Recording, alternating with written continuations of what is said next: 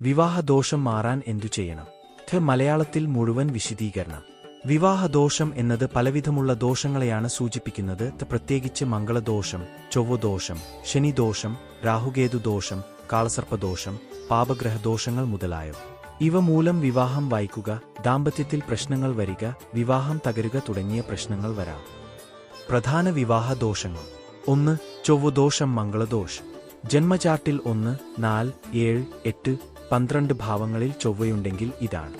ദാമ്പത്യത്തിൽ തർക്കം, വേർപാട്, വിവാഹവൈകല്യം എന്നിവ ഉണ്ടാക്കുന്നു. 2. ശനിദോഷം.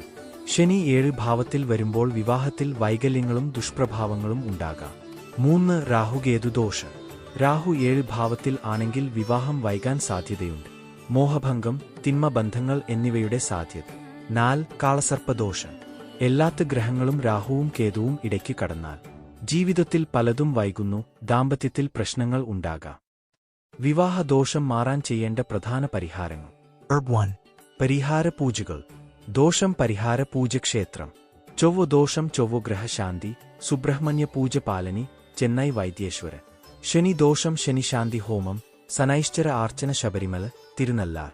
രാഹുകേതു. രാഹുകേതു ശാന്തി, തൃക്കടവ്, തിരുവനന്തപുരം ശ്രീ നാഗർജുന ക്ഷേത്രം. കാളസർപ്പം. കാളസർപ്പദോഷ നിർമാർജനം, തൃശൂർ, കാളഹസ്തി ക്ഷേത്രം. Hindu Temple 2. ശാന്തി ഹോമങ്ങൾ: നവഗ്രഹ ശാന്തി ഹോമ, രുദ്രാഭിഷേകം, ഉമാമഹേശ്വര പഞ്ചാരാത്ര പൂജ, ലക്ഷ്മിനാരായണ ഹോമം.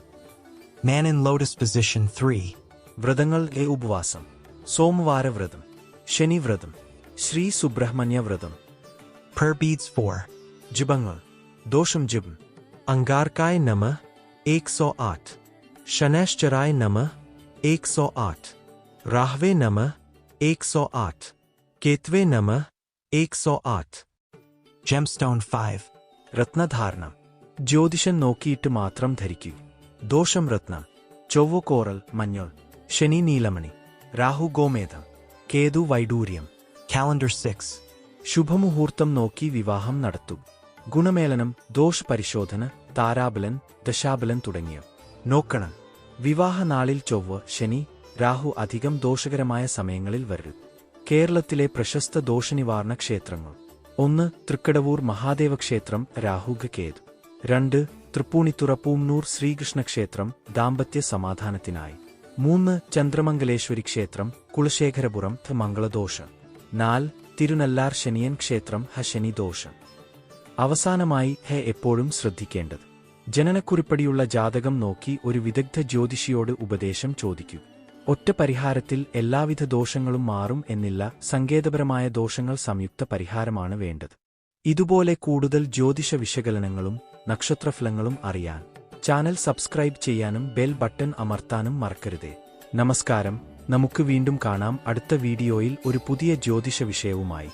അന്വേഷണം സംശയങ്ങൾ ഉണ്ടെങ്കിൽ അതിനായി താഴെ കമന്റിൽ ചോദിക്കാൻ, അല്ലെങ്കിൽ വാട്സാപ്പ് നമ്പറിൽ കോൺടാക്ട് ചെയ്യൂ. 9526 5220 65.